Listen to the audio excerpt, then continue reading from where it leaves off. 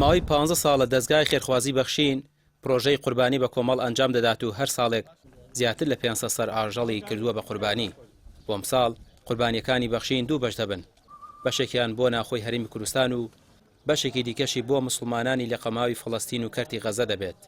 لەم چوارچێوێدا بەخشین داوا لە خێرخوازان دەکات هاوکاری پرۆژەکانی قوربانی دەستگاکە بن تاوەکو بتوانن زۆرترین خێزان لە کوردستان و فەڵەستین گۆشتی قوربانیان پێ بگات.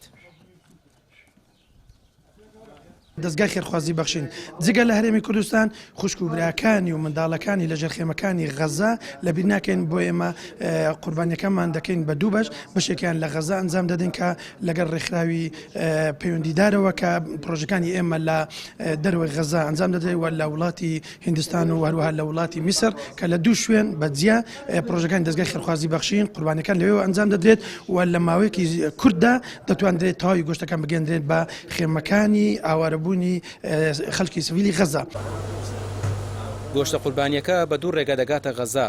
ڕێگای یەکەم لە وڵاتی باوەڕپێکراوە بە تەکنیکی لە قوتونانی تەندروست دەبێت. شێوازی دووەمیش لە ڕێگەی میسرەوە دەبێت کە گۆشتەکە بە تازەیی و لە ئۆتۆمبیلی سارکەرەوەدا لە ڕێگەی دوو ڕێکخراوی متمانە پێکراوە دەگەێنرێتە ڕەفع لە کەرتی غەزە. پرۆژەی قوربانی بۆ غەزە بە هەمان شێوەی پرۆژەکەی خۆمان لە ڕێی وەسڵ و وسوڵاتەوە بەو شێوازەیە، بەڵام لە ڕێی ڕێکخراوێکی ترەوە ئەتوانین کە ئەم قوربانیە بگەێنین بە غەزە. ئەم ڕێشوێنانی تا ئێستا بڵند ئێمە لەگەڵ ئەم ڕێکخراوە کە قسەمان کردووە و هاوکارمان بوونە، ئێمە ئەم ڕێکخراوە ئەم قوربانیە معەلەبەکە و لە ڕێگای تیزاریە و خۆی ڕاستە خۆی ئەگەێنیوە غەزە.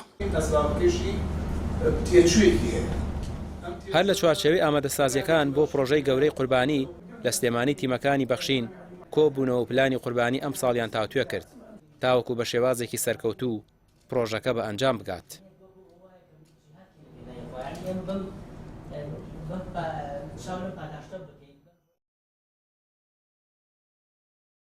ئەمڕۆ وەکو دەستگای خێرخوازی بەخشین ستافی کارجاری لەگەڵ بەرپرسی نووسنگەکانی شار و شارۆچکەکانی تەواوی هەرێمی کوردستان کۆبووینەوە بۆ زیاتر بەرەو پێشچوونی کارەکانی دەستگای خێرخوازی بەخشین لە هەرێمی کوردستان.